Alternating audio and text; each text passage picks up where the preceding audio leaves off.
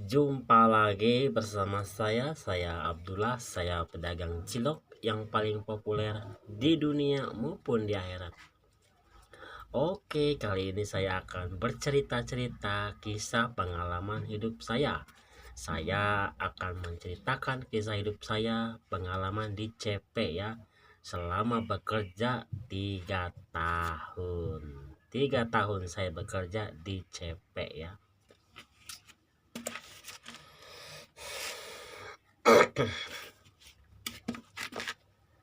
Baik, saya akan menceritakan kisah hidup saya secara lengkap ya. Awal-awal pertama saya bekerja di CP ya. Jadi CP ini masih pemula, masih baru bikin CP. Dan ada salah satu seorang mandor meminta doa kepada saya agar CP ini maju dan diberikan banyak pekerjaan.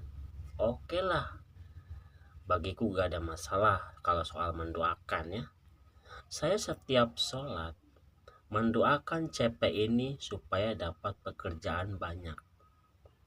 Dan alhamdulillah tidak menunggu waktu yang lama, CP ini benar-benar sudah mendapatkan pekerjaan yang banyak, bahkan orderan yang sangat banyak.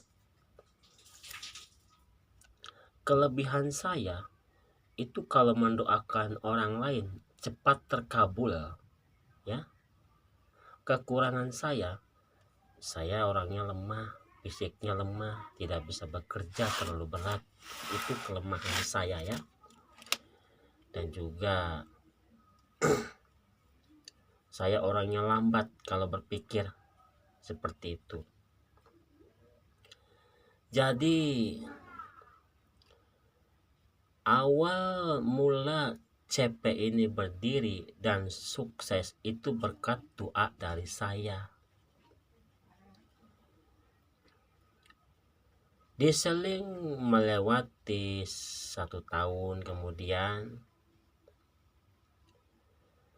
dan kami beserta kawan-kawan itu bekerja sesuai memenuhi target ya, memenuhi target. Dan kami pun diperpanjang kontraknya. Pada saat itu saya sudah berkata jujur, saya tidak bisa bekerja berat karena fisik saya lemah. Saya hanya bisa nyapu-nyapu doang. Jadi saya nyapu-nyapu jalan ya, jalan besar di Harapan Indah ya. Ya lumayan, jalannya cukup jauh. Yang saya kerjakan itu antara Desa Cibogo menuju ke Pabuaran. Tapi itu harus selesai ya dalam waktu 1 hari kalau nyapu jalanan antara Desa Cibogo dan Pabuaran ya. Ini jarak jauhnya waktu saya kerja di Harapan Indah. Akan tetapi saya tidak sanggup nyapu jalan antara jauhnya Cibogo ke Pabuaran dalam waktu 1 hari. Pagi sampai sore harus selesai, ke kanan dan ke kiri. Ya paling saya sanggup 1 hari cuma sebelah jalan. Sebelah jalan yang banyak daun-daun tuh saya sanggup. Kalau Cibogo ke Pabuaran dalam waktu 1 hari selesai, saya sanggup. Akan tetapi kalau ke kanan ke kiri kan, ke kanan ke kiri kan, itu dalam waktu 1 hari nyapu jalanan, jauhnya antara Cibogo ke Pabuaran itu sangat berat dan mustahil untuk selesai dalam waktu 1 hari. Seperti itu. Jadi kami dikomplain lah sama orang perumahan ya. Orang perumahan pada waktu nyapu dan dikomplain. Kata orang perumahan bilang, kalau nyapu yang profesional lah, bilang begitu. Profesional mata lo. Nyapu aja harus profesional. Janganlah mentang-mentang kalian orang kaya, seenaknya saja berkata nyapu itu harus profesional. Nyapu yang bagaimana yang profesional? Apakah saya harus mengayunkan sapu melayang-layang? Apakah saya harus menyuruh sapu untuk bisa bergerak sendiri? supaya dikatakan profesional? Nah, kita sebagai manusia tentu dan mengetahui kekuatan kita, tenaga kita dalam untuk menyapu jalanan. Terkadang-kadang ada fisiknya yang lemah kalau nyapu jalanan, misalnya 1 jam. Kita nyapu 1 jam gak berhenti-berhenti, otomatis capek kan. Untuk menghilangkan rasa capek kita harus ngaso dulu. Gak mungkin Anda nyapu jalanan dalam waktu 8, 7, 8, 9, 10, 11, 12.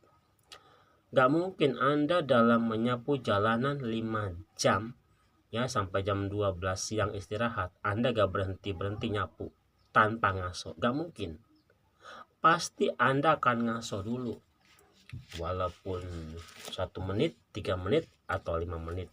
Seperti itu. Emang orang perumahan ini gak ada otak. Kalau ngomong, kalau nyapu yang profesional, kalian mikirlah pakai otak. Itu perumahan lebar, luas. Perumahan itu lebar, luas. Yang nyapu 1 orang harus kelar 1 hari. Mana bisa?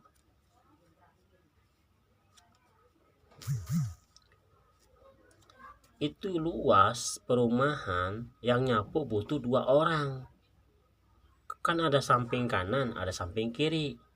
Yang di kanan 1 orang, yang di kiri 1 orang. Jadi kan bisa selesai dalam waktu 1 hari. Ini mah enggak. Kanan kiri harus selesai dalam 1 orang. Kau pikirlah pakai otak. Sebelah perumahan saja itu 1 hari kelarnya, selesainya nyapu daun-daunan. Besoknya lagi, sebelahnya lagi 1 hari baru selesai. Kau pikir pakai otak, itu daun cepat rontok. Dalam waktu 3 detik daun itu udah banyak. Dalam waktu 10 detik saja itu daun udah berguguran lagi. Padahal baru selesai nyapu 1 jam. Dalam hitungan 3 detik, 5 detik sudah banyak lagi sampah. Dibilangnya apa? Oh, itu belum disapu. Gimana coba perasaan kalian sebagai tukang sapu? Barulah kalian selesai nyapu jalanan selama 1 jam. Dalam hitungan beberapa detik saja, 3 detik, 10 detik, itu daun berguguran lagi, berjatuhan lagi. Dikatainya apa? Ini belum disapu. Ngeselin gak? Ngeselin banget.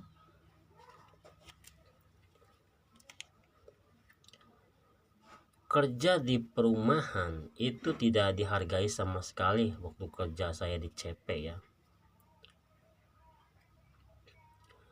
Nah, akhirnya saya sudah tahu kalau kerja di CP itu di perumahan tidak pernah dihargai, makanya saya sudah tahu, udah diam. Nah, si CP ini kebetulan si bos lagi gak ada duit. Memalukan banget. Karyawan bekerja nggak dikasih uang makan. Coba kalian, yang ngasih uang makan siapa? Saya. Sesama karyawan sendiri. Mandor pinjam duit ke saya buat ngasih uang makan pegawai. Kebetulan saya uangnya belum dikirim. Ada 1 juta uang saya belum dikirim ke anak, dipinjam dulu buat makan anak buahnya. Apa kata bos gendut yang gak bertanggung jawab? Ya kalau aku mah gak maksa, kalau kalian bekerja silahkan, kalau keluar pun ya silahkan. Bilang begitu. Bos macam apa modal begini gendut, gak ada tanggung jawabnya? Lu pikir bekerja gak makan gak minum? Lu pikir robot? Yang namanya orang kalau bekerja secara otomatis akan mengalami yang namanya lapar dan haus. Akan terkuras tenaga kita. Kalau kita lapar ya pasti kita makan. Kalau kita haus ya pasti kita minum. Secara otomatis yang namanya bos itu ngurus anak buahnya jangan sampai kelaparan, kehausan. Urus uang makan.